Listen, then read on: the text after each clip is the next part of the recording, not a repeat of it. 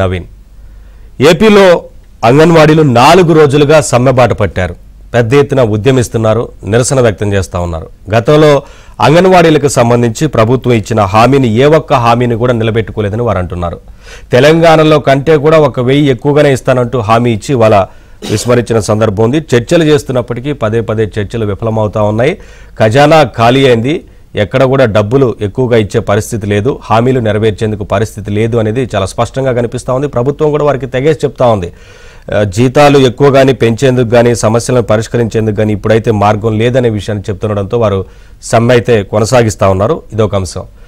మరొక వైపు ఏపీలో పరిపాలన బాగుంది, ఈ 4.5 ఏళ్లుగా గడప గడపకు పరిపాలన కనపడతా ఉంది అంటూ ఒకవైపు సజ్జల మాట్లాడటం పట్ల ఇటు టీడీపీ కానీ జనసేన వామపక్షాలు సైతం తీవ్రంగా కౌంటర్ ఇవ్వడంతో పాటు ఖండించాయని చెప్పాలి. ఎందుకంటే గడప గడపకు వెళ్తున్న సందర్భంలో ఎమ్మెల్యేల పనితీరు గురించి గడప గడపకు మన ప్రభుత్వం పేరుతో కార్యక్రమాన్ని నిర్వహించగా ఎంతగా ప్రజలు తిరస్కరించారు, ప్రజలు అక్కడి నుంచి వెళ్ళిపోవాల్సిందేనంటూ తీవ్ర నిరసన వ్యక్తం చేశారు.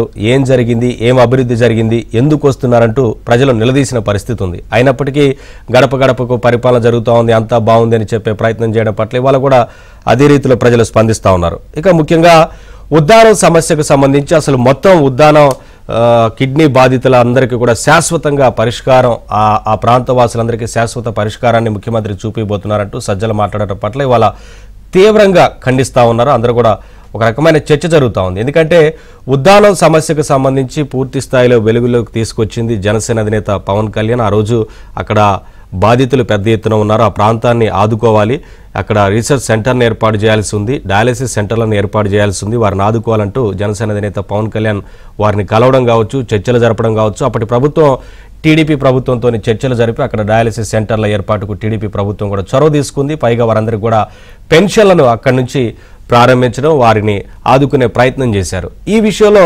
సరిగ్గా ఎన్నికలు ఉన్న నేపథ్యంలో ఎన్నికల ముందు స్టంట్గా మాత్రమే దీన్ని చూస్తున్నారంటూ, అంటే ఎన్నికల ముందు స్టంట్గా ఇవాళ వైసీపీ ప్రభుత్వం అక్కడికి వచ్చి ఏర్పాటు చేయబోతున్నాము, కేంద్రాలను ఏర్పాటు చేయబోతున్నామంటూ ప్రారంభోత్సవాలతో హడావిడి చేస్తున్నారనేది ఇటు టీడీపీ కానీ జనసేన కానీ ఇతర వామపక్షాలు చెప్పినా అదే మాట అంటూ ఉన్నాయి. ఇక సంక్షేమం 1,80,00,000 మందికి అందుతా ఉందని చెప్తున్నారు. కానీ గత ప్రభుత్వం కంటిన్యూ చేసిన సంక్షేమ పథకాలను కూడా ఇవాళ కంటిన్యూ చేయలేకపోతా ఉన్నారు. పైగా లబ్ధిదారుల సంఖ్యను పెద్ద ఎత్తున తగ్గిస్తూ వచ్చారు. రకరకాల కొర్రీలు పెడుతూ రకరకాల ఆంక్షల పేరుతోని సంక్షేమాన్ని కట్ చేశారు. కానీ ఒకవైపు పెద్ద ఎత్తున రాష్ట్రం ఇవాళ అప్పుల పాలైంది, పెద్ద ఎత్తున అప్పులు చేశారు, లక్షల కోట్ల రూపాయల అప్పులు చేశారు. కానీ అకౌంట్లో వేస్తున్నాము, బటన్ నొక్కుతున్నామని చెప్తున్నప్పటికీ ఎక్కడా కూడా అది పెద్దగా వెళ్ళింది లేదనేది వాళ్ళ ప్రజల్లోనే జరుగుతూ ఉన్న చర్చ. మరి ఇంతగా అప్పులు చేస్తున్నప్పటికీ ఆ డబ్బులన్నీ ఏమైపోతా ఉన్నాయి అనేది ఒక చర్చ. ఇక పరిశ్రమలు రాలేదు, అభివృద్ధి జరగలేదు, ఉపాధి అవకాశాలు ఎక్కడ కూడా మెరుగవ్వలేదు, ఉద్యోగ అవకాశాలు మెరుగవ్వలేదు.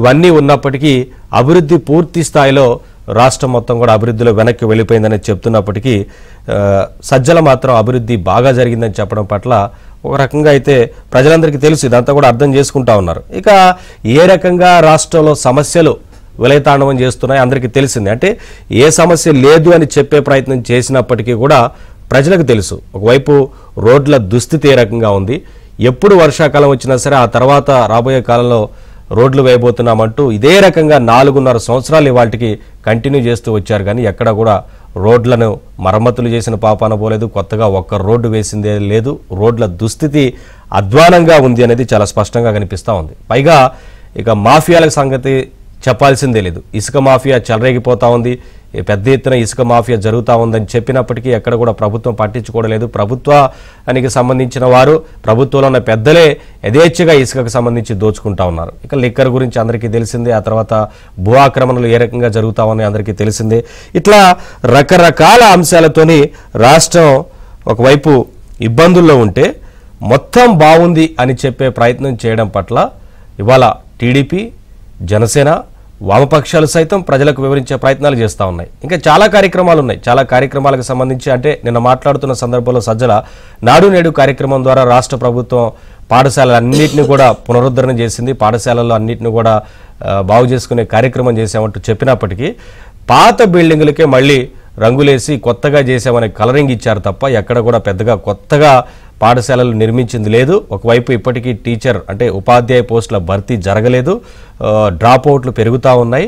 విద్యార్థులు నానా అవస్థలు పడతా ఉన్నారు. మరొక వైపు సంక్షేమ పాఠశాలలో వసతి గృహాల్లో ఇబ్బందులు ఉన్నాయి. ఇవన్నీ ఉన్నప్పటికీ కూడా మళ్ళీ నాడు నేడు కార్యక్రమం ద్వారా పెట్టిన బడ్జెట్లో పెద్ద ఎత్తున స్కామ్ జరిగింది.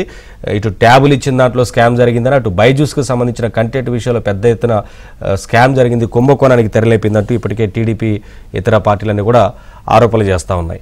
అయినప్పటికీ అంతా బాగుందని చెప్పే ప్రయత్నం చేశారు. ఎందుకంటే ఎన్నికలు వస్తూ ఉన్నాయి కాబట్టి మరొకసారి ప్రజలను మభ్యపెట్టే ప్రయత్నం చేయబోతున్నారంటూ అందరూ చర్చించుకుంటున్నారు. వీటన్నిటికి సంబంధించి వాటి డిబేట్లో మాట్లాడదాం. Welcome back. అది 4 రోజులుగా అంగన్వాడీలు అయితే సమ్మె కొనసాగిస్తూ ఉన్నారు. ప్రభుత్వంతో చర్చలు పలు దఫాలుగా చేసినప్పటికీ చర్చలు విఫలం అవుతూనే ఉన్నాయి. వారు అనుకున్న హామీలను నెరవేర్చేందుకు ప్రభుత్వం సిద్ధంగా లేదని ఇప్పటికే ప్రభుత్వం తెగేసి చెప్తా ఉంది. కానీ అంగన్వాడీల సమ్మెకు సంబంధించి అన్ని పార్టీలు కూడా మద్దతు ప్రకటిస్తూ ఉన్నాయి. ఇక రాష్ట్రంలో జరుగుతున్న వ్యవహారానికి సంబంధించి పూర్తి స్థాయిలో మొత్తంగా వాటి డిబేట్లో మాట్లాడుతూ డిబేట్లో పాల్గొంటున్నారు అప్పసాని రాజేష్ గారు, రాజకీయ సామాజిక విశ్లేషకులు, పిల్లి మాణిక్యరావు గారు, టీడీపీ లీడర్, ఇక కిరణ్ రాయల్ గారు, జనసేన లీడర్ జాయిన్ అవుతారు. అందరికీ నమస్కారం అండి, వెల్కమ్. ముందుగా సార్ రాజేష్ గారు, అంటే అంగన్వాడీల సమ్మెకు సంబంధించి 4 రోజులకు కొనసాగిస్తూ ఉన్నారు. ఎక్కడ కూడా ప్రభుత్వం పట్టించుకోవట్లా. ఒకవైపు గతంలో తెలంగాణ ఇచ్చిన దానికన్నా 1000 రూపాయలు ఎక్కువమే ఇస్తామంటూ హామీ ఇచ్చి ఇవాళ విస్మరించడంతో పాటు సమస్యల పరిష్కారానికి సంబంధించి ప్రభుత్వం ముందుకు రాకపోగా పలు దఫాలుగా చర్చలు విఫలమవుతూనే ఉన్నాయి. ఎందుకు అంగన్వాడీల పట్ల ఈ రకంగా వ్యవహరిస్తున్నారనేది ముందుగా మీకు, అలాగే ప్యానెల్లో ఉన్న మిత్రుడు మాణిక్యరావు గారికి, తర్వాత ఏబిఎన్ వీక్షకులందరికీ కూడా శుభోదయం. ఇప్పుడు ఇవాళ ప్రభుత్వ దమన్ నీతికి స్పష్టం చేస్తూ ఉన్నది ఇది. అంటే ఇవాళ ఒక అంగన్వాడీ వర్కర్లనే కాదు, మీరు ప్రభుత్వాన్ని ప్రశ్నించే ప్రయత్నం చేసిన ఏ వర్గాన్ని కూడా ప్రభుత్వం వాళ్ళని, అంటే మనం వాళ్ళకి వాగ్దానం చేసాం, వాళ్ళు మన వెనక ర్యాలీ అయ్యారు, మనం చేసిన వాగ్దానాన్ని నమ్మి మన ఆదరించారు, మన ఇవాళ ఉన్న ఈ స్థానానికి కారణం ఈ వర్గాలన్నీ కలిపి మనకి ఇచ్చిన మద్దతే అని చెప్పిన అంశాన్ని విస్మరించారు ప్రభుత్వం. విస్మరించిన పర్యవసానం ఏంటంటే వాళ్ళు చాలా ధైర్యంగా, మీరు ప్రభుత్వ ఉద్యోగుల దగ్గర నుంచి, ప్రభుత్వ ఉపాధ్యాయుల దగ్గర నుంచి గమనించుకోండి, క్లాస్ రూమ్లో పాఠాలు చెప్తుండగా పిల్లలకి పక్కన, అంటే పిల్లలకి పాఠాలు చెప్తున్న టీచర్ల పక్కన పోలీసులు చేరేసి కూర్చున్న తీరు చూసాం మనం. ఉపాధ్యాయుల్ని బైండ్ ఓవర్ చేసిన తీరు చూసాం, ముందు గృహ అరెస్టులు చేసిన తీరు చూసాం. అదే వరోడి వాళ్ళ అంగన్వాడీ వర్కర్ల విషయంలో, ఆశా వర్కర్ల విషయంలో, మున్సిపల్ పారిశుద్ధ్య కార్మికులు, పంచాయతీరాజ్ ఇంజనీర్లు ఇవాళ ఆందోళన బాట పట్టని ఉద్యోగ వర్గాలు లేవు. పైగా వీళ్ళందరూ చిన్న చిన్న ఉద్యోగులు. 2014లో చంద్రబాబు నాయుడు గారు ముఖ్యమంత్రిగా పదవి బాధ్యతలు చేపట్టే నాటికి ఆ రోజు వీళ్ళ జీతం 4500 రూపాయలు ఉండేది. దాన్ని చంద్రబాబు నాయుడు గారు ఒక విడతగా 7000 రూపాయలు చేసి తర్వాత 10,500 చేశారు. ఆ 10,500 చేసిన సందర్భంగా ఆ రోజు ప్రతిపక్ష నాయకుడిగా ఉన్న జగన్మోహన్ రెడ్డి గారు ఒక ఛాన్స్ తోటి నాకు అధికారం ఇవ్వండి, మీకు నేను తెలంగాణ ప్రభుత్వం ఇస్తున్న దానికన్నా 1000 రూపాయలు అధికంగా ఇస్తాను అని చెప్పని వాగ్దానం చేశారు. దాన్ని నమ్మిన అంగన్వాడీ ఉద్యోగులు దాదాపుకి వాళ్ళు రాష్ట్ర వ్యాప్తంగా ఉన్న అన్ని అంగన్వాడీ సెంటర్లో కలిపి, అంగన్వాడీ సెంటర్లు, మినీ సెంటర్లు, టీచర్లు, ఆయాలు కలుపుకొని దాదాపు 1,05,000 మంది సిబ్బంది ఉన్నారు. వాళ్ళు 1,05,000 మంది సిబ్బంది అంటే కనీసం ఆన్ అండ్ యావరేజ్ ఒక్కొక్క సిబ్బందికి 2-3 వాళ్ళ కుటుంబ సభ్యులు ఉంటారు అనుకున్నా కూడా 3-4 లక్షల ఓట్లు ఆ రోజు జగన్మోహన్ రెడ్డి గారికి ర్యాలీ అయినాయి. జగన్మోహన్ రెడ్డి గారు చేసిన వాగ్దానాన్ని నమ్మి ఆయనకు అనుకూలంగా ఓట్లేయడం జరిగింది. అటువంటి వర్గం ఇవాళ మాకు ఎప్పుడో చేసిన ఆ వాగ్దానాన్ని నిలబెట్టుకోయా స్వామి అని చెప్పని 4.5 సంవత్సరాలు, ఇవాళ డిసెంబర్ 16 తారీఖులో ఉన్నాం మనం. అంటే జగన్మోహన్ రెడ్డి గారు ముఖ్యమంత్రిగా బాధ్యతలు చేపట్టి 4 సంవత్సరాల 6 నెలల 16 రోజుల కాలం గడిచింది. ఇన్ని రోజులుగా వేచి చూసి వాళ్ళు చివరికి, అంటే సమ్మెబాట ఎప్పుడు ఏ వర్గం కూడా ఏకాఏకిన సమ్మెబాట పట్టదు.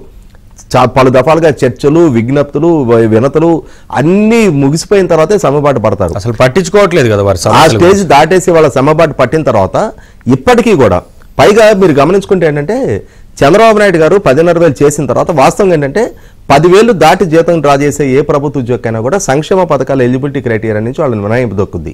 కానీ వీళ్ళు చిన్న ఉద్యోగులు అని చెప్పని ఆ రోజు చంద్రబాబు నాయుడు గారు 10,500 వాళ్ళకి జీతం చేస్తూ కూడా ప్రభుత్వ సంక్షేమ పథకాలకి ఎలిజిబిలిటీ వాళ్ళని కంటిన్యూ చేస్తున్నారు. కానీ జగన్మోహన్ రెడ్డి గారు తన అధికారంలోకి వచ్చిన తర్వాత తెలంగాణ కన్నా 1000 రూపాయలు పెంచుతానన్న అంశాన్ని విస్మరించి ఆ 10,500 ఇంకొక 1000 రూపాయలు యాడ్ చేసి 11,500 చేసి, ఆ 11,500 చేసిన దానికి వాళ్ళని సంక్షేమ పథకాల ఎలిజిబిలిటీ లిస్ట్ నుంచి తీసేశారు, అనర్హులు చేశారు. అంటే దాంతో ఏమైపోయింది, ఇవాళ వాళ్ళ పిల్లలు చదువుకుంటుంటే అమ్మఒడి రాదు, లేదు వాళ్ళకి ఇంకేదైనా ఇప్పుడు 45 సంవత్సరాల వయసు దాటిన వాళ్ళకి వైఎస్ఆర్ చేయూత అని చెప్పని 18,750 రూపాయలు సంవత్సరానికి ఇచ్చే పథకం ఉంది, అవి వర్తించదు. ఏ రకమైన సంక్షేమ పథకాల లబ్ధిదారులుగా వాళ్ళకి ఎలిజిబిలిటీ లేకుండా చేశారు. వాళ్ళ డిమాండ్ చేస్తున్నది అదే. తెలంగాణ ప్రభుత్వం వల్ల 13,650 రూపాయలు ఇస్తుంది. మీరు చేసిన వాగ్దానం ప్రకారం 1,000 రూపాయలు అదనంగా 14,650 ఇవ్వాలి. కానీ ఇప్పటికీ 11,500. అది కూడా 4 సంవత్సరాలుగా అదే కొనసాగుతూ ఉంది. ఇవాళ ఈ 4 సంవత్సరాలుగా పెరిగిన ఇన్ఫ్లేషన్ ప్రకారం పెరిగిన ధరలే స్థాయిలో పెరిగినాయి. వాళ్ళ జీవన ప్రమాణాలు తగ్గినాయా పెరిగినాయా? వాళ్ళ కొనుగోలు శక్తి తగ్గిందా పెరిగిందా? అటువంటి సందర్భంలో వాళ్ళకి అదే ప్రపోర్షనేట్గా జీతాలు పెంచాల్సిన సందర్భంలో ఇవాళ ఎమ్మెల్యేలు ఎంపీలు జీతాలు పెంచుకున్నారా లేదా?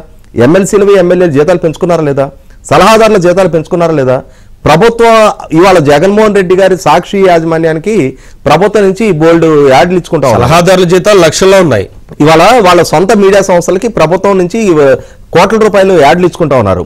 4 సంవత్సరాల క్రితం యాడ్ ధర ఇవాళ ఒకే ధర వసూలు చేస్తున్నారు ప్రభుత్వం దగ్గరే. అవును.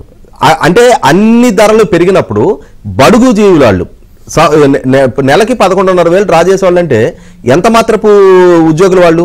వాళ్ళకి ఇవ్వాల్సిన జీతాలు ఈ స్థాయిలో తగ్గించి పైగా వాళ్ళ మీద నిర్బంధకాండ, వాళ్ళ మీద గ్రామ విఆర్ఓలను వెళ్ళి మీరు అంగన్వాడీ సెంటర్లో హ్యాండ్ ఓవర్ చేసుకోండి, మీరు తాళాలు పగలగొట్టండి, గ్రామ సచివాలయ సిబ్బంది మహిళా పోలీసులు వెళ్ళి మీరు పిల్లల్ని ఇళ్ల దగ్గర నుంచి తీసుకురండి, మహిళా సమైక్యాలు వంటలు చేయండి, తాత్కాలిక ఏర్పాట్లు చేస్తారు. కానీ శాశ్వత పరిష్కారం అవుతుంది లేదు. రేపు ఇదే గ్రామ సచివాలయ సిబ్బందికి సంబంధించి వాళ్ళకి 2019 అక్టోబర్ 2వ తారీఖు నియామకం జరిగితే 2021 అక్టోబర్ 2కి వాళ్ళకి ప్రొబేషన్ కంప్లీట్ అవ్వాల్సిన దగ్గర 2022 జనవరిలో ప్రభుత్వ ఉద్యోగులకు పీఆర్సీ ఇచ్చినప్పుడు కూడా వాళ్ళ ప్రొబేషన్ ఇంకొక 6 నెలలు పెండింగ్ పెట్టిన రోజు వాళ్ళెంత ఆందోళన చెందారు. ఈ రోజుకి వాళ్ళకి సంబంధించి 2022 జూన్ 30 తారీఖు వాళ్ళ ప్రొబేషన్ పూర్తయిందంటే 9 నెలల లేటుగా వాళ్ళ ప్రొబేషన్ పూర్తయిపోయింది. అటువంటి ప్రభుత్వ సచివాలయ సిబ్బంది కూడా ప్రభుత్వంతో ఎన్ని ఇబ్బందికర పరిస్థితులు ఎదుర్కొన్నారు. ఇవాళ 10,000 మంది పైగా ఉద్యోగాలు మానేసి వెళ్ళిపోవాల్సిన పరిస్థితులు ఉత్పన్నమైనవి. ఇటువంటి సందర్భంలో ఇవాళ ఎట్లయిపోయిందంటే మనం ఏదైనా ఒక సిటీలో ఈవెంట్స్ జరుగుతూ ఉన్నప్పుడు విఐపీల కోసం బౌన్సర్లు ఉంటారు, అంటే వాళ్ళ ప్రొటెక్షన్ కోసం అని చెప్పి. ఇవాళ గ్రామ వాలంటీర్లు, వార్డు వాలంటీర్లు, తర్వాత ఈ సచివాలయ సిబ్బందిని ప్రభుత్వం ఒక బౌన్సర్లుగా వాడుకుంటుంది. అంటే వారికి సమస్యలు వచ్చినప్పుడు మరి వారికి సమస్యలు ఇవాళ ఎట్లయిపోయిందంటే ప్రభుత్వానికి సంబంధించి ముఖ్యమంత్రికి సంబంధించి ఏదైనా సభలు జరిగినా వీళ్ళు జన సమీకరణ చేయాలి, వీళ్ళు ఓట్ల చేర్పులు తొలగింపులు వీళ్ళే చేయాలి, గడప గడపకు మన ప్రభుత్వాన్ని కార్యక్రమం ఏర్పాటు చేస్తే వీళ్ళే ఇళ్ళకెళ్ళి వాళ్ళ అంటే ప్రతి గృహస్థుని వీళ్ళే ముందుగానే వీళ్ళు మానసికంగా సిద్ధం చేయాలి. ఆ నాయకుడు వచ్చినప్పుడు మీరు ప్రశ్నించడానికి వీల్లేదు, మీరు కనుక ప్రశ్నించినప్పుడు మీ ఇంట్లో ఈ సంక్షేమ పథకాలు అంతా ఉన్నాయి అవన్నీ మీరు కట్ చేయడానికి ఆస్కారం ఉంది అని చెప్పని ఇవాళ ఒక రకంగా ఒక ప్రైవేట్ ఆర్మీగా వీళ్ళని వాడుకునే ప్రయత్నం చేస్తుంది. ఇవాళ వాళ్ళు కూడా సమాజంలో అంతర్భాగం అనే అంశాన్ని మర్చిపోతున్నారు. అంగన్వాడీ టీచర్లు, ఆయాలు అదే గ్రామానికి సంబంధించిన బడుగు బలహీన వర్గాల వాళ్ళే ఉంటారు. ఎక్కువగా 10,000 రూపాయల ఉద్యోగానికి వాళ్ళ ఎక్కడో ధనిక రైతుల కుటుంబాల నుంచి రారు. ఆ అంశాన్ని విస్మరించి వాళ్ళ చిన్న చిరుద్యోగులండి 11,500 రూపాయలకి టీచర్లకు వస్తున్నాయి, ఆయాలకు వచ్చేది 7,000 రూపాయలే. 7,000 రూపాయలకి వాళ్ళు పనిచేస్తున్నారు అని అంటే అది కూడా గత్యంతరం లేని పరిస్థితుల్లోనే కదా పనిచేస్తుంది. వాళ్ళ మీద కన్సర్న్ చూపించాల్సిన దగ్గర ఈ రకమైన నిర్బంధకాండ ప్రయోగితం. అందుకే నిన్న చాలా గ్రామాల్లో ఈ తాళాలు పగలగొట్టే కార్యక్రమానికి గర్భిణీ స్త్రీలు, తర్వాత చిన్నపిల్లల తల్లిదండ్రులు వచ్చి అడ్డం పడ్డారు. మా పట్ల కన్సర్న్ తోటి మాకు పనిచేస్తున్నాళ్ళు, ఏ ప్రభుత్వం వైపు నుంచి కొద్దిగా జీతం పెంచలేరా, మీరు ఇవాళ తాళాలు పగలగొట్టి మీరు ఎట్లా హ్యాండ్ ఓవర్ చేసుకుంటారు, రేపు మీకు సమస్య ఎదురైతే మీ పరిస్థితి ఏంటి అని చెప్పని తల్లిదండ్రులు చూపించిన మాత్రం ఈ వాస్తవంగా అయితే ఇవాళ సమ చేయటం వల్ల ఇన్కన్వీనియన్స్ ఎవరికి? ఆ చిన్నపిల్లలకి, గర్భిణీ స్త్రీలకి ఇన్కన్వీనియన్స్. వాళ్ళు సహకరించడానికి సిద్ధపడుతున్నారు. కానీ ప్రభుత్వం మాత్రం ఆ కనీసం మాత్రం హ్యూమానిటీ మెయింటైన్ చేయకుండా ఇవాళ ఈ రకమైన వేధింపులకి, దౌర్జన్యానికి గురి చేస్తున్నారు. ఇవాళ ఒక్క అంగన్వాడీల విషయంలోనే కాదు కదా, మున్సిపల్ పారిశుద్ధ్య కార్మికులు వాళ్ళకి అవుట్ సోర్సింగ్ కార్మికుల్ని వాళ్ళని రెగ్యులర్ చేస్తానని చెప్పని చాలా సమస్యలు ఉన్నాయి. అన్నిటి గురించి మాట్లాడదాం. ఒక్క నిమిషం మనం ఒకసారి మాణిక్యరావు గారితో మాట్లాడిన తర్వాత మిగతా అంశాల గురించి మాట్లాడదాం. మాణిక్యరావు గారు, అంటే 4 రోజులుగా సమ్మె చేస్తున్నప్పటికీ పట్టించుకోకపోగా ఇక మీతో అవసరం లేదు అనే చందాన వ్యవహరించడం, అంటే ప్రభుత్వం పట్టించుకోకుండా మీ ఉద్యోగాలు పోతాయి అని గనక భయభ్రాంతులకు గురి చేస్తే వారు సమ్మెను విరమిస్తారు, తర్వాత వారి విధుల్లో జాయిన్ అవుతారన్న ఒక ఉద్దేశంతోనే ప్రభుత్వం వ్యవహరిస్తున్నట్లుగా కనిపిస్తా ఉంది. ఎందుకంటే తాళాలు పగలగొట్టి మీరు గనక రాకపోతే అవసరమైతే వాలంటీర్లతో అయినా సరే నడిపిస్తాము అని హెచ్చరికలు పంపించడాన్ని ఎట్లా అర్థం చేసుకోవాలి? అంటే వాలంటీర్లు ఇంకా అన్ని పనులకు ఉపయోగించుకుంటాం, మీరు విధుల్లోకి రాకపోతే వాలంటీర్లే తాళాలు పగలగొట్టి అంగన్వాడీ బాధ్యతలు కూడా తీసుకుంటారని బెదిరింపులకు దిగుతున్నారండి. ఎట్లా చూడాలి? అసలు ఏం జరుగుతా ఉంది రాష్ట్రంలో? నవీన్ గారు నమస్కారం. అట్లాగే రాజేష్ గారికి, కిరణ్ గారికి, యువకులందరికీ నమస్కారం అండి. నా మాట వినపడుతుందండి? క్లియర్. ఇప్పుడు రాజేష్ గారు చాలా విషయాలు అంగన్వాడీలకు సంబంధించినటువంటి వాళ్ళ బాధలు, సాధలు, వాళ్ళ ఉద్యోగ భద్రత లేని విషయాలు అన్ని కూడా చాలా స్పష్టంగా చెప్పారు. వాస్తవానికి ఏ ప్రభుత్వం అయినా ఒక సమస్య వచ్చినప్పుడు ఆ సమస్యని పరిష్కరించడం కోసం చూడాల్సినటువంటి బాధ్యత ప్రభుత్వాల మీద ఉంటుంది. చర్చలు జరపాలి. ఏ డిమాండ్ మీద అయితే వాళ్ళు వస్తా ఉన్నారో ఆ డిమాండ్ విషయంలో కొంత సానుకూలంగా వాళ్ళకి వెళ్లాల్సినటువంటి అవసరం ఉంది. అది ముఖ్యంగా ఎన్నికల సమయంలో ఏ వర్గ ప్రజలైతే ఉద్యమాలు చేస్తా ఉన్నారో, కొన్ని డిమాండ్లతోటి ముందుకు వస్తా ఉన్నారో ప్రభుత్వాలు జనరల్ గా ఎక్కువగా స్పందించేటువంటి అవకాశం ఉంటుంది. కానీ జగన్మోహన్ రెడ్డి ఈ హామీలన్నీ కూడా జగన్మోహన్ రెడ్డి ఎన్నికల సందర్భంగా ముఖ్యమంత్రి అవటం కోసమే లక్ష్యంగా పెట్టుకొని ఇచ్చినటువంటి హామీలు.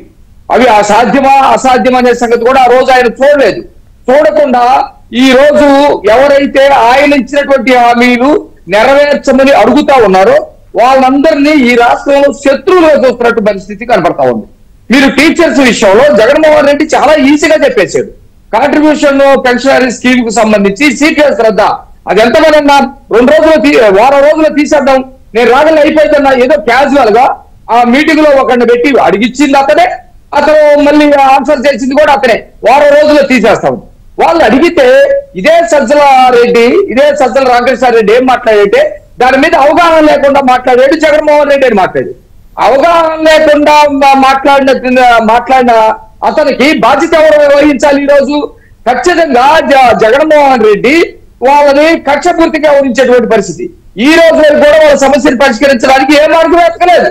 వాళ్ళని బార్ షాపుల దగ్గర నుంచోబెట్టడం, వాళ్ళని ఇబ్బంది పెట్టడం, రాజ్యాంగ పరంగా ఎన్నికలు నిర్వహించేటువంటి హక్కులు మొత్తాన్ని కూడా లేకుండా చేయటం, అనేకమైనటువంటి ఇబ్బందులు కట్టా ఉన్నారు. అట్లాగే అన్ని వర్గాల ప్రజల్ని ఈ రోజు మీరు ఏ జిల్లాలోనైనా కలెక్టర్ ఆఫీస్ దగ్గరికి వెళ్ళి కూర్చోండి. ఒక గ్రామం కనుక చూసుకుంటే గ్రామంలో ఉద్యోగ వర్గాలు ఏవేవైతే ఉంటాయో, అంగన్వాడీ టీచర్లు కానీ, ఆశా వర్కర్లు కానీ, మున్సిపాలిటీకి సంబంధించి లేకపోతే పంచాయతీకి సంబంధించినటువంటి వర్కర్స్ కానీ, వీళ్ళందరూ కూడా ఉద్యోగ వర్గాలు ఏవైతే ఉన్నాయో రాష్ట్ర వ్యాప్తంగా ఉన్నటువంటి వాళ్ళంతా కూడా రోడ్ల మీదకి వచ్చి కూర్చున్నటువంటి పరిస్థితి.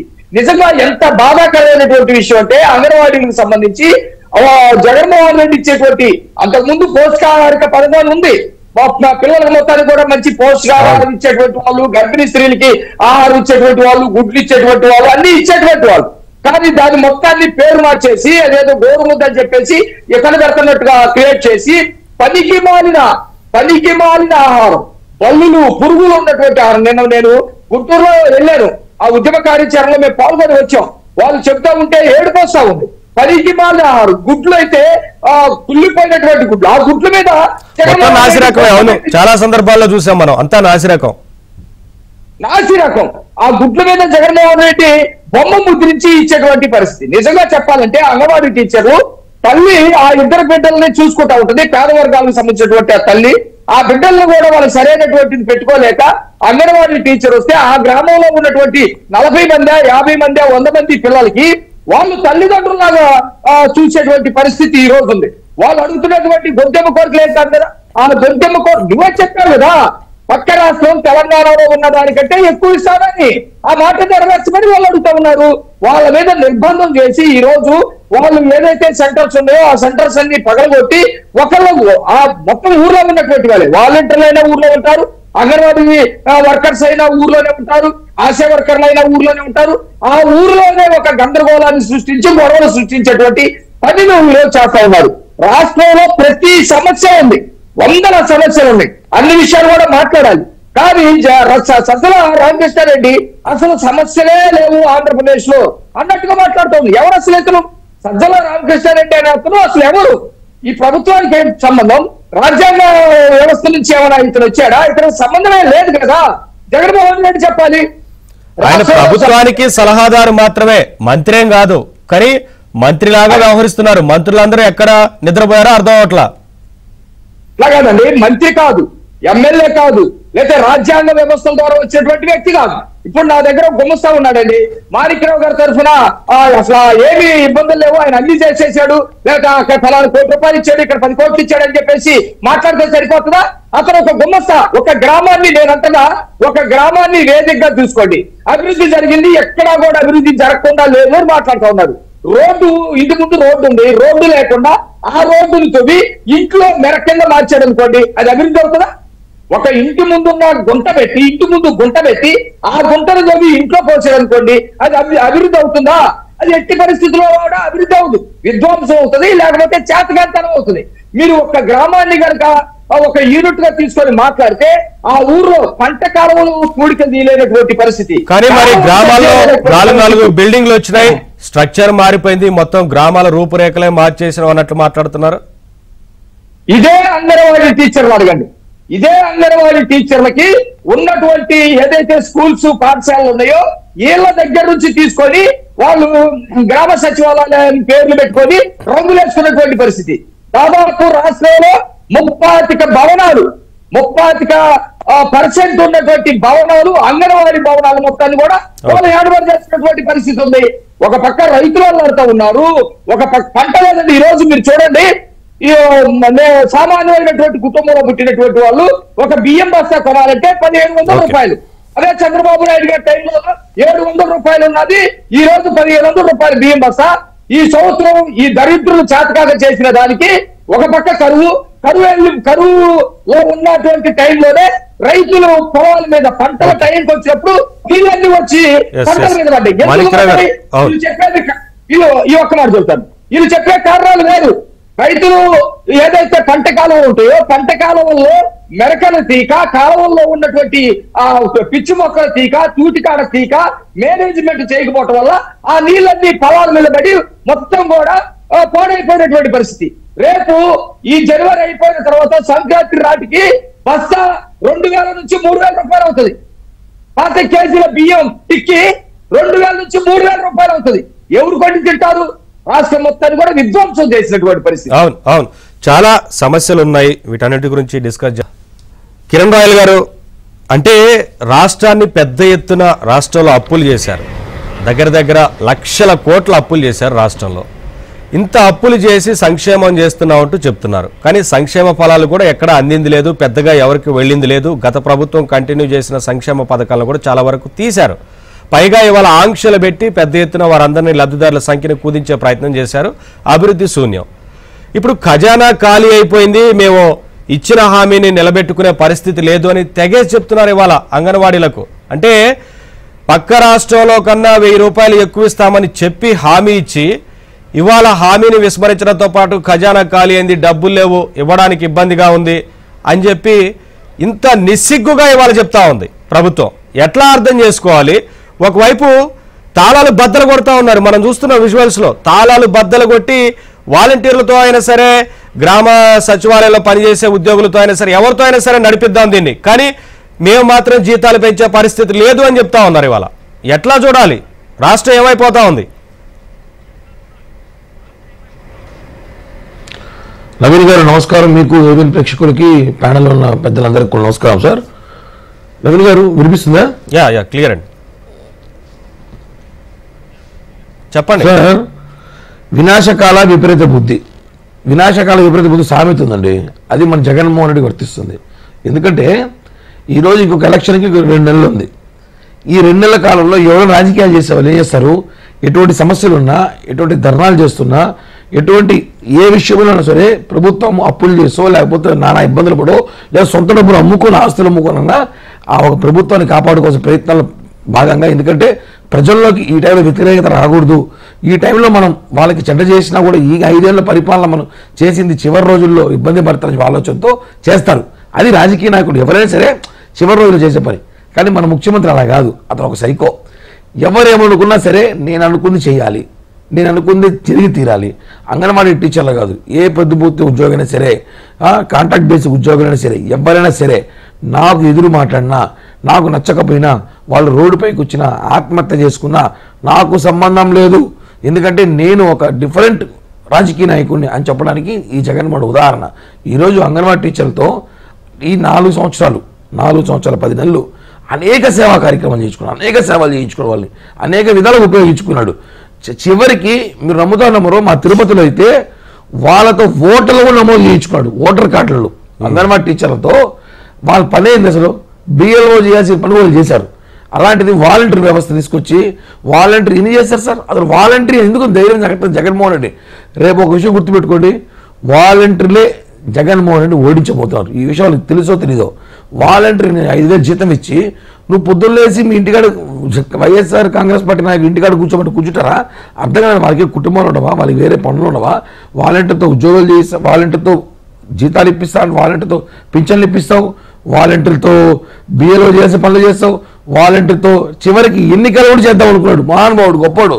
చివరికి మనం చూసుంటాం, వాలంటీర్తో ఎన్నికలు చేయించాలి, గవర్నమెంట్ టీచర్లు పాల్గొనకూడదు చెప్పి కోర్టులో పిల్లేశారు. ఇంతే వాలంటీర్.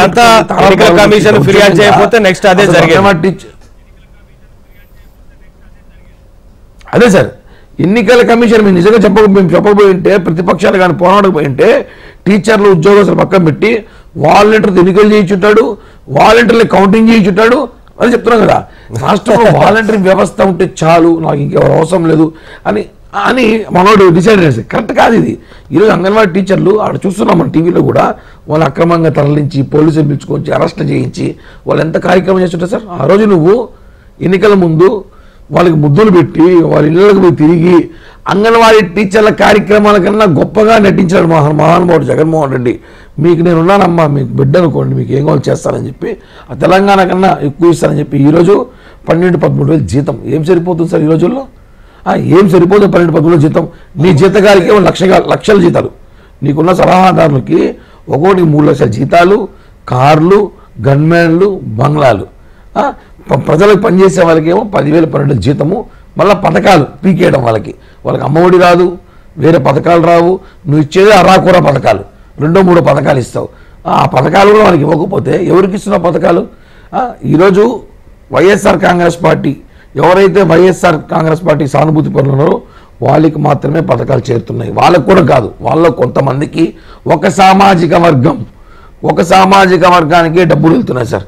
ఎందుకంటే వీళ్ళు తెలుసు, రేపు ఖచ్చితంగా జనసేన తెలుగుదేశం పార్టీ ప్రభుత్వం అధికారం రాబోతుంది, వీళ్ళు మనకు ఓట్లేరు, ఉన్న మనవాళ్ళు గుచ్చుకుందామని చెప్పేసి ప్రభుత్వ ఖజానా ఖాళీ అని చెప్పి సిగ్గు లేకుండా ఒక సజ్జల రామకృష్ణారెడ్డి కానీ, ఒక సలహాదారుడు కానీ, అతను ఎవరండి అసలు సలహాదారుడు?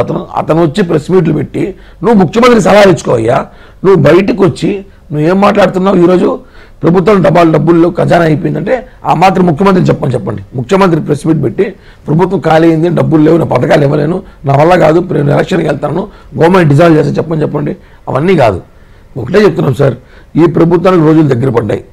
ఈరోజు అంగన్వాడీ టీచర్లే కాదు, మనం ఒక చూసుకుంటాం ఈ 4 ఏళ్లలో అనేక అంగన్వాడీ టీచర్లు ఓన్లీ వాళ్ళ జాబే కాదు, పరిష్కరించలేదు. ఈ ముఖ్యమంత్రి సభలకు జనాలను తరలించేలాంటి టాస్కులు కానీ రకరకాల టాస్కులు ఇస్తారు.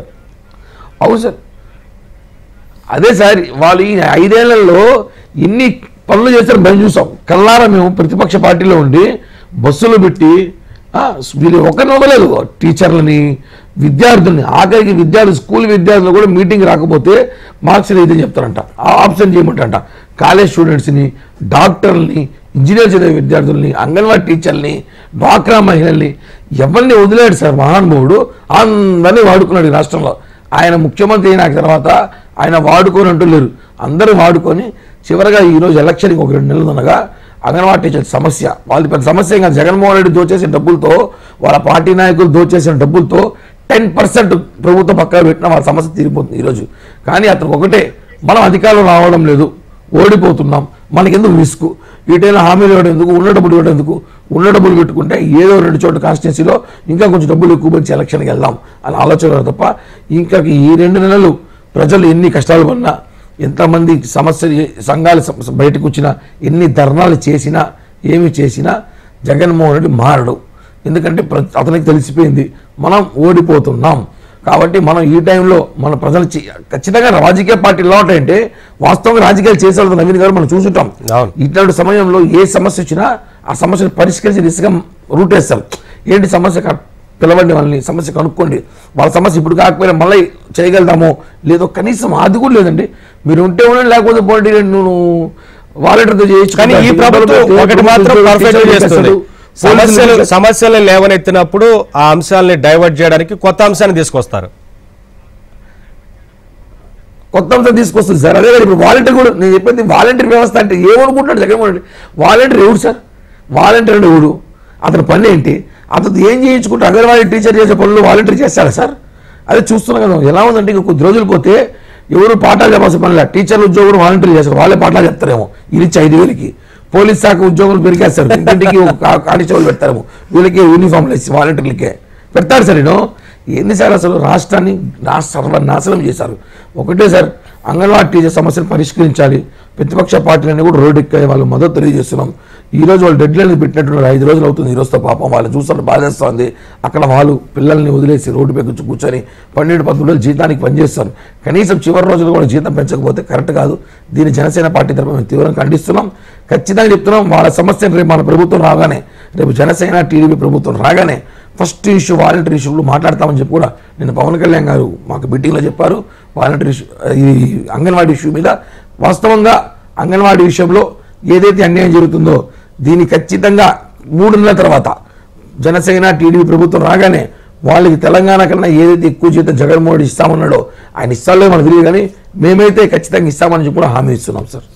కానీ అసలు ఈ జీతాల విషయంలో ఇప్పటికి వస్తున్న జీతాలు కూడా ఎక్కడ సమయానికి వచ్చింది లేదే. 5వ తారీఖు కూడా జీతాలు రావు, 10వ తారీఖు లోపు కూడా రావట్లా ఈ ప్రభుత్వం సార్. ఈ రాష్ట్రంలో నవీన్ గారు ఎవరికి కరెక్ట్గా జీతాలు వస్తాయని చెప్పండి సార్. అదేదో కార్యక్రమం చేతులు ఎత్తుంది అంటారు. ఎవరి జీతాలు వస్తాయని చేతులు ఎత్తుందంటే 30 మంది చేతులు కరెక్ట్గా ఎత్తారు సార్. ఎవరు తెలుసా సార్ రాష్ట్రంలో 30 మంది చేతులు ఎత్తే వాళ్ళు? సజ్జన రామకృష్ణారెడ్డి అండ్ కో. ఆ 30 మంది ఆయన ఎవరు సలహాదారు ఉన్నారో వాళ్ళకి తప్ప జీతాలు ఇంకెవరికి రావట్లే కరెక్ట్ ఆయనకి. ఈ రాష్ట్రంలో చేతులెత్తే కార్యక్రమం పెడితే జీతాలు ఎవరికి ఇవ్వడం లేదు సార్. ఒక సలహాదారు తప్ప ఎవరికి వస్తున్నాయి ఇంతవరకు? గవర్నమెంట్ ఉద్యోగస్తులు జీతాలు మొన్నటి దాకా 20వ తేదీ, ఇప్పుడు డేట్ సార్ ఈరోజు 16వ తేదీ, ఇప్పటి వరకు కూడా చాలా మందికి 60% మందికి జీతాలు రాలా. ఒక పోలీస్ డిపార్ట్మెంట్కి ఏదో 10వ తేదీ తెస్తున్నారు. ఎందుకంటే పోలీసులు పాపం వాళ్ళు పని చేయాలి కదా, వాళ్ళు కేసులు పెట్టాలి, అరెస్ట్ చేయాలి, రిమాండ్ తరలించాలి. కాబట్టి వాళ్ళకి ఒక్కటి జీతాల సమయానికి ఆ 10వ తేదీ లోపల ఇస్తున్నాడు. మిగతా ఎవ్వరికి కూడా జీతాలు కానీ వాళ్ళకి అదేదో పింఛన్లు కానీ వాళ్ళకి పిఆర్సీలు కానీ ఏది కూడా ఇవ్వడం లేదు సార్.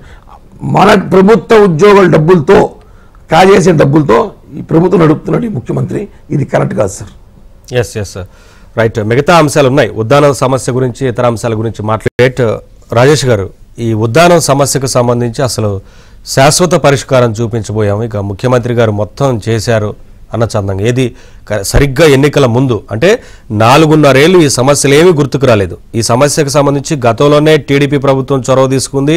ఆ తర్వాత ఈ అంశాన్ని పూర్తి స్థాయిలో ప్రొజెక్ట్ చేసింది, ప్రభుత్వం దృష్టికి తీసుకొచ్చింది. జనసేన అధినేత పవన్ కళ్యాణ్ ఈ విషయం ప్రజలందరికీ తెలుసు, ఆ ప్రాంత వాసులకు తెలుసు, రాష్ట్రం అంతా తెలుసు ఈ విషయం. ఆ రోజు ఎంత సంచలనం అనేది. అప్పుడు ప్రభుత్వం చొరవ తీసుకుంది, ముందుకు వచ్చింది. ఇప్పుడు సరిగ్గా ఎన్నికల ముందు కొత్త స్టార్ట్కి తెరలేపి మొత్తం మేమే చేసామనేది చెప్పే ప్రయత్నం ప్రజలు అర్థం చేసుకోరా?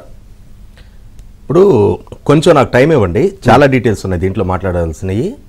నిన్న సజ్జల రామకృష్ణారెడ్డి గారు ఏం ప్రస్తావిస్తున్నారంటే రాష్ట్ర వ్యాప్తంగా 1,60,00,000 కుటుంబాలు ఉంటే అందులో 1,47,00,000 కుటుంబాలకి ప్రభుత్వం నుంచి ఏదో ఒక లబ్ధి చేకూరుతా ఉంది అని చెప్తున్నారు. ఈ ప్రభుత్వం చేసిన అభివృద్ధి అనేది గ్రామాల్లో ఏ గ్రామానికి వెళ్ళినా 4-5 బిల్డింగ్లు కట్టి కొత్తగా నిర్మాణాలు జరిగి ఇవాళ అభివృద్ధి అనేది చాలా స్పష్టంగా కనిపిస్తుంది అని చెప్తున్నారు. అదే సందర్భంలో ఇప్పుడు మీరు ప్రస్తావించిన ఉద్దానం అంశం కూడా చరిత్రలో స్వతంత్రం వచ్చిన తర్వాత ఈ రోజు వరకు ఏ ప్రభుత్వం చేయని చొరవ జగన్మోహన్ రెడ్డి గారు చూపించారు, శాశ్వత పరిష్కారం తీసుకు అడుగులేశారని చెప్తున్నారు.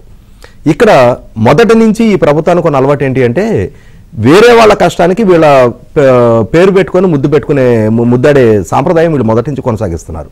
అంటే వీళ్ళు అండు క్రెడిట్, వీళ్ళు చేయని దానికి వీళ్ళు క్రెడిట్ తీసుకునే ప్రయత్నం చేస్తున్నారు.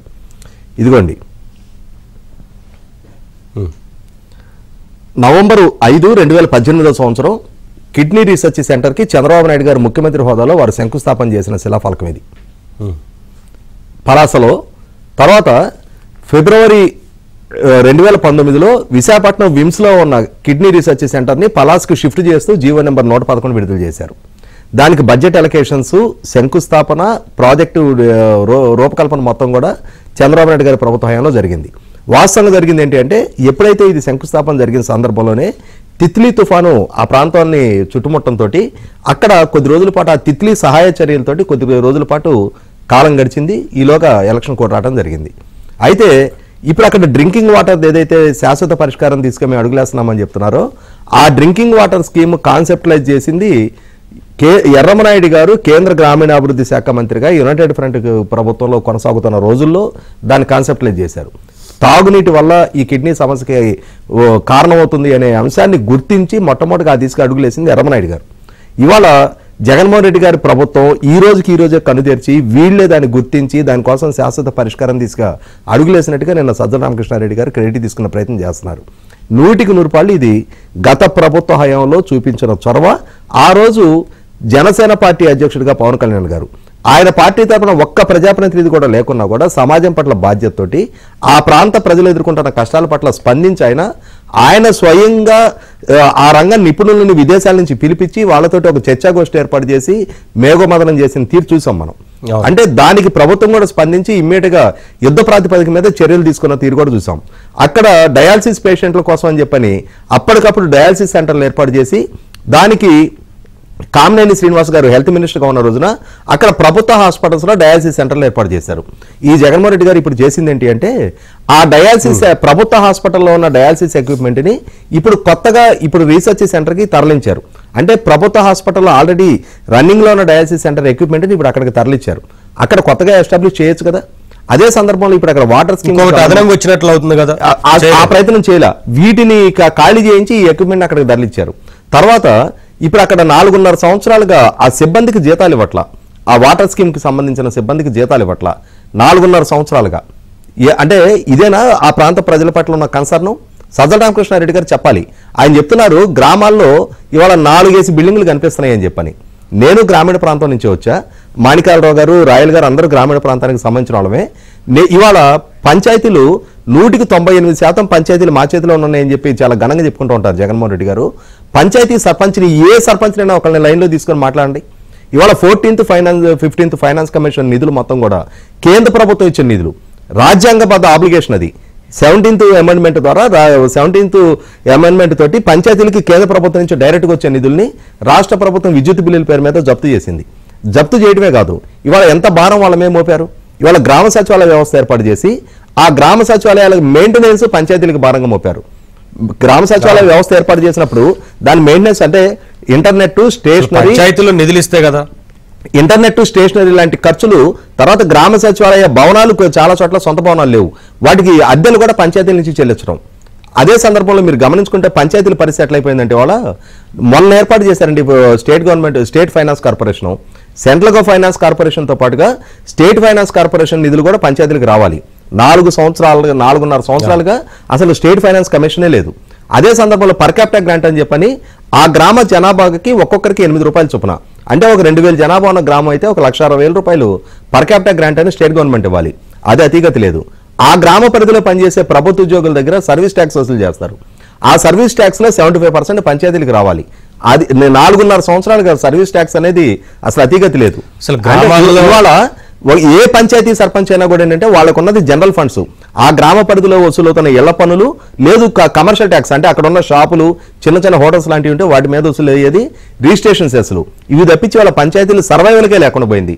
దానితోటి ఇప్పుడు గ్రీన్ అంబాసిడర్లు అని చెప్పని చెత్త కలెక్షన్ కోసం పెట్టారు. ఆ గ్రీన్ అంబాసిడర్లకు ఒక్కొక్కరికి 6,000 రూపాయలు జీతాలు పెట్టి, అంటే ఈ మైనర్ పంచాయతీకి 2 ఉన్నారు, ఒక్కొక్కరికి 1,00,000 అంటే 12 × 12 1,44,000 రూపాయలు అది ఇవాళ ఫైనాన్స్ కమిషన్ నిధుల నుంచి వాళ్ళకి చెల్లింపులు చేస్తారు. ఇట్లా పంచాయతీలను నిర్వీర్యం చేసేసి ఇవాళ పంచాయతీ సర్పంచ్ అనే వాళ్ళు తను ఎన్నుకున్న ప్రజల దగ్గర డిఫాల్టర్లుగా మారుతా ఉన్నారు. ఈ సజ్జల రామకృష్ణారెడ్డి గారు ఆయన మీడియాలోకి వచ్చేసి అసలు మా ప్రభుత్వం అభివృద్ధి వెలిగిపోతుంది, ఏ గ్రామానికి వెళ్ళినా తెలుస్తుంది సార్, ప్రజలందరూ ఆర్భాట ప్రకటన చేసుకుంటూ ఉన్నారు. పంచాయతీ నుంచి ఇవాళ రాష్ట్ర ప్రభుత్వం వరకు అండి. అసలు 4.5 సంవత్సరాల తర్వాత రాష్ట్రానికి రాజధాని అయితే చెప్పడం తక్కువ ఉంది. కిరణ్ గారు ఇప్పుడు ఉద్దానం సమస్యకు సంబంధించి ప్రభుత్వం దృష్టికి తీసుకెళ్లి చొరవ తీసుకొని అక్కడ డయాలసిస్ సెంటర్లు కావచ్చు, రీసెర్చ్ సెంటర్ ఏర్పడాలని, ఆ తర్వాత సైంటిస్టులను తీసుకొచ్చి అసలు అక్కడ ఏం జరుగుతా ఉంది అనేది మొత్తం కూడా ప్రభుత్వం దృష్టికి తీసుకెళ్ళింది పవన్ కళ్యాణ్ గారు అన్న విషయం రాష్ట్ర ప్రజలందరికీ తెలుసు ఆ రోజు. కానీ ఇవాళ మొత్తం మేమే చేశాము అని ఎన్నికల ముందు చెప్పే ప్రయత్నం. సార్, ఉద్దానం సమస్యని 2015లో చంద్రబాబు నాయుడు గారు, పవన్ కళ్యాణ్ గారు ప్రభుత్వం అప్పుడు ఉన్నప్పుడు, బీజేపీ 3 ఉమ్మడి ప్రభుత్వాలు ఉన్నప్పుడు అక్కడ మా జనసైనికుడు, అక్కడ ఉన్న ఒక వ్యక్తి జనసైనికుడు అతని దృష్టికి వస్తే, దాన్ని పవన్ కళ్యాణ్ గారు తీసుకొస్తే ఉద్దానం శ్రీకాకుళం జిల్లాలో ఒక సమస్య ఉందనే సంగతి కూడా ఎవరికి ఈ రాష్ట్రంలో తెలియదండి. వాస్తవంగా ప్రతి రాజకీయ నాయకుడు మాట్లాడతాడు తప్ప అక్కడ ఆ ఇష్యూ ఉందని ఎవరు తెలియదు. అక్కడ ఒక కిడ్నీ బాధితులు ఈ సమస్య ఉందని ఆ ఇష్యూని పవన్ కళ్యాణ్ గారి దృష్టికి తీసుకెళ్లడమే. ఆయన దానికి సంబంధించి అప్పుడున్న ముఖ్యమంత్రి చంద్రబాబు గారితో ఇమ్మీడియట్లీగా మాట్లాడి ఒక టీం 10 మంది డాక్టర్లతో ఒక కమిటీ వేశారు. 10 మంది డాక్టర్లతో ఆ డాక్టర్లు అక్కడికి వెళ్ళి పర్యవేక్షించి అక్కడ ఏం జరుగుతుందో కనుక్కొని అక్కడ వాటర్ చూసి అక్కడ ఏంటి పరిస్థితి సెపరేట్ ప్లాంట్ పెట్టి వాళ్ళకి ఏం ఏర్పాట్లు కావాలో ప్రభుత్వ విధంగా అన్ని విధాలుగా అప్పుడున్న ముఖ్యమంత్రి గారు వాస్తవం చెప్పాలంటే ఉద్దాన సమస్యలో జనసేన విజయం ఆ రోజు ఉందండి. మేము జనసేనలు చేసిన విజయం ఖాతాలో ఉద్దాన సమస్య ఉంది. ఉద్దాన సమస్యని ఆ రోజు చంద్రబాబు గారు కూడా ఆయన హృదయపూర్వకంగా దాన్ని ఆహ్వానించి వెంటనే అక్కడున్న కలెక్టర్కి ఆదేశాలు ఇచ్చి సపరేట్ బడ్జెట్ కేటాయించి అక్కడ ప్లాంట్స్ కానివ్వండి, వాళ్ళకి కావాల్సిన డయాలసిస్ కావాల్సిన పరికరాలు కావండి, అక్కడ సమస్యలు కానివ్వండి, వాళ్ళకి పర్సనల్గా డబ్బులు కానీ పింఛన్లు కానీ అన్నీ పెంచింది గత ప్రభుత్వం టీడీపీ ప్రభుత్వంలో. ఇవన్నీ చేసింది ఎవరు? పవన్ కళ్యాణ్ గారు. ఉద్దాన సమస్యని మిందాకన్నా మీరు రాష్ట్ర వ్యాప్తంగా కాదు ప్రపంచవ్యాప్తంగా ఉద్దానం అనేది తీసుకెళ్ళింది పవన్ కళ్యాణ్ గారు. దాన్ని మేము గర్వంగా చెప్పుకుంటాం. ఎందుకంటే ఆ రోజు మాకున్న సోషల్ మీడియా కానివ్వండి, మాకున్న ట్విట్టర్, ఫేస్బుక్, సోషల్ మీడియా ద్వారా ఉద్దాన సమస్యని ప్రపంచానికి తీసుకెళ్లి పవన్ కళ్యాణ్ గారు. ఆ విషయంలో ఈ ప్రభుత్వం ఎన్నికల సమయంలో మనం చూసుకుంటాం, ఇందాక మాట్లాడినట్టు ఒకటి కాదండి, ఎన్ని వచ్చితే అన్ని వాడుకుంటారు, ఏది నచ్చకపోతే అది పక్కన పెడతారు. ఉద్దాన సమస్యని ఉత్తరాంధ్ర అభివృద్ధి చేస్తాను అన్నాడు మహానుభావుడు. ఉత్తరాంధ్ర రాజధాని చేస్తానంటే ఇవన్నీ మాకొద్దు. ఉత్తరాంధ్ర ఉన్న ఉద్దాన సమస్యని ఫస్ట్ పరిష్కరించని చెప్పండి. అక్కడ ఏంటి పరిస్థితి, నువ్వు వచ్చాక ఈ 4.5 సంవత్సరాలు అక్కడ ఏం చేసావు, ఎంతమంది పేషెంట్లు ఓడిపడ్డారు, అక్కడ నిధులు కానీ వాళ్ళకి పింఛన్లు కానీ డబ్బులు కానీ అక్కడ పరికరాలు కానీ ఏదైనా కరెక్ట్గా పనిచేస్తుందా? ఉద్దాన సమస్య ఇప్పుడు ఎన్నికల సమయం వచ్చేసరికి ఉద్దానం నేను చేశాను అని చెప్పుకుంటాడు మహానుభావుడు. ఉద్దానం అంటే పవన్ కళ్యాణ్ అంటే ఉద్దానం. ఇది క్లియర్గా చెప్తున్నాం మేము. ఎందుకంటే ఆ రోజు ఆ సమస్య పైన తీసుకురావడమే మాకు సెటిల్మెంట్ చేసింది, దాన్ని క్లియర్ చేసింది ఎవరంటే చంద్రబాబు గారు. కాబట్టి జగన్మోహన్ రెడ్డి ఎలక్షన్ స్టంట్స్ కోసం ఉద్దాన సమస్యని సజ్జల రామకృష్ణ మాట్లాడుతున్నాడు తప్ప ఉద్దాన సమస్యని ఖచ్చితంగా ఆ ఉన్న సమస్యల్ని రేపు ప్రభుత్వాలు మారాక ఆ సమస్యలు పరిష్కరించాలి. ఎందుకంటే అక్కడ ఉన్న ప్రజలను చూస్తుంటే చాలా బాధేస్తుంది. మనం లైవ్లో మాట్లాడడం కాదు సార్, నేను లైవ్లో అక్కడ వెళ్ళి చూసా ఉద్దానంలో. నేను అప్పుడు వెళ్ళి చూసాం, మేమందరం వెళ్ళాం, చాలా మంది ఎవరైతే జనసేన ముఖ్య నాయకులు ఉన్నారో ఏంటి సమస్య వెళ్ళి చూసాం అక్కడ. కాబట్టి చెప్తున్నాం, ఈ ప్రభుత్వం ఏది కూడా సరే సార్, ఏమి కూడా ప్రజలు తెలుసు, ఆ ప్రాంతవాసులకు తెలుసు, రాష్ట్రం మొత్తం తెలుసు ఏం జరిగిందో అనేది. ఆ ప్రాంతవాసులకే కాదు రాష్ట్రం మొత్తం తెలుసు. దాని గురించి ఒక చిన్న అవును సార్, సమయం తక్కువ. ఒకే ఒక అడ్మిషన్. నిన్న జగన్మోహన్ రెడ్డి గారు పలాసలో ప్రసంగిస్తాయని చెప్పిన డీటెయిల్స్ ఏంటి అంటే, చంద్రబాబు నాయుడు గారి ప్రభుత్వ హయాంలో 3,700 మంది డయాలసిస్ పేషెంట్లు ఉన్నారు, ఇప్పుడు 13,000 మంది ఉన్నారు అని చెప్తున్నారు. అంటే ఆయన ప్రభుత్వ హయాంలో ఇంటెన్సిటీ పెరిగిందా తగ్గిందా? సిగ్గుపడాల్సిన స్టాటిస్టిక్స్ కదా అది. బాధితులు పెరిగారు, బాధితులు 3.5 రెట్లు పెరిగారు. సిగ్గుపడాల్సిన అంశం అది. దాన్ని చాలా ఘనంగా చెప్పుకుంటున్నాడు ఆయన. తెలియదు కదా ఏదో ఓటర్లు పెంచి మాణిక్యరావు గారు ఓటర్లు పెంచుకున్నట్టు చెప్తున్నాడు, ఓటర్లు పెరిగారని చెప్పాడు. మాణిక్యరావు గారు అంటే గత ప్రభుత్వ హయాంలోనే ఈ పెన్షన్ల విధానం తీసుకొచ్చింది, ఆ తర్వాత ఇప్పుడు వచ్చిన ప్రభుత్వం కాస్త కూస్తో పెంచారేమో, కానీ సమస్యకు శాశ్వత పరిష్కారం అన్నారు. కానీ 4.5 ఏళ్ల సమయం ఎందుకు పట్టింది? ఇవాళ కూడా ఎన్నికల ముందు వచ్చి ఈ స్టంట్లు చేస్తా ఉన్నారనే విషయాన్ని ప్రజలు కూడా అర్థం చేసుకుంటారు కదా. 2 విషయాలండి. జనరల్ గా ప్రభుత్వాలు ఉంటాయి, బయట ప్రతిపక్షాలు గాని లేకపోతే ఉద్యమ నాయకులు గాని ఉంటారు. ప్రతిపక్షాలు గాని ఉద్యమ నాయకులు గాని ప్రభుత్వాల దృష్టికి కొన్ని సమస్యలు తీసుకొస్తారు. ఆ సమస్యల్ని సానుకూలంగా స్పందించి మాట్లాడి పరిష్కరించడమా, తాత్కాలికంగా పరిష్కరించడమా, శాశ్వత పరిష్కారం చేయడమా, ఏదో ఒకటి చేయాల్సినటువంటి బాధ్యత ప్రభుత్వాల మీద ఉంది. ఉద్దానం గురించి మాట్లాడబోయే ముందు నేను ఇంకొక విషయాన్ని కూడా మీకు గుర్తు చేస్తాను. 2 minutes సార్, ఒక్క నిమిషంలో నేను చెప్తా. మందాకృష్ణ మాదిగా అప్పుడు ఏదైతే చిన్న పిల్లలకి గుండె జబ్బులు వస్తా ఉన్నాయో వాళ్ళకి సంబంధించి అప్పుడు నేను ఎంఆర్పిఎస్ ఫౌండర్ ని, జాతీయ అధ్యక్షుడు స్థాయికి ఎదిగి తర్వాత రాజీనామా చేసి వచ్చాను. మందాకృష్ణ మాదిగా గుండె జబ్బుల పిల్లలకు ఉద్యమం నడిపారు. అప్పుడు రాజశేఖర రెడ్డి గారు ఆ ఉద్యమాన్ని చూసి కరెక్ట్ అని చెప్పేసి ఆరోగ్యశ్రీ తీసుకొచ్చాడు. ఈ రోజు వరకు ఆరోగ్యశ్రీ నడుస్తుంది. ఆరోగ్యశ్రీ సమస్య ఎక్కడి నుంచి ప్రారంభమైంది, ఎట్లా వచ్చిందంటే ఎవరైనా చెప్తారు. మందకృష్ణ మాదిగా గుండె జబ్బుల పిల్లల ఉద్యమం నడిపారు, ఆ తర్వాత ఆరోగ్యశ్రీ వచ్చిందని, అది ఒప్పుకొని తీరాలి. ఈ రోజు ఉద్దానానికి సంబంధించినటువంటి సమస్య, కిడ్నీ బాధితుల సమస్యని తీసుకొచ్చింది ఎవరు ఒప్పుకున్నా ఒప్పుకోకపోయినా పవన్ కళ్యాణ్ గారు ప్రభుత్వం దృష్టికి తీసుకొచ్చాడు. ఆనాటి ప్రభుత్వం స్పందించి అనేకమైనటువంటి కార్యక్రమాలు చేసినటువంటి పరిస్థితి ఉంది. కిడ్నీ బాధితులకు 2,500 రూపాయలు పెన్షన్ ఇచ్చారు. 1,20,000 మంది రోగులకి ఉచిత వైద్య పరీక్షలు చేశారు. ఆ రోజు 27 రకాల పరీక్షల మొత్తం కూడా ఉచితంగా మందులు ఇచ్చారు. పలాస నుంచి ఇచ్చాపురం, పాలకొండ 5 డయాలసిస్ కేంద్రాలు ఏర్పాటు చేశాము. ఒక్క నిమిషం ఇవ్వండి నాకు. 1900 కోట్ల రూపాయలు పెట్టి ఉద్యానంలో సురక్షిత నీటికి సంబంధించినటువంటి పనులకు శ్రీకారం చుట్టాము. అప్పుడే 468 కోట్ల రూపాయలు ఖర్చు పెట్టాము.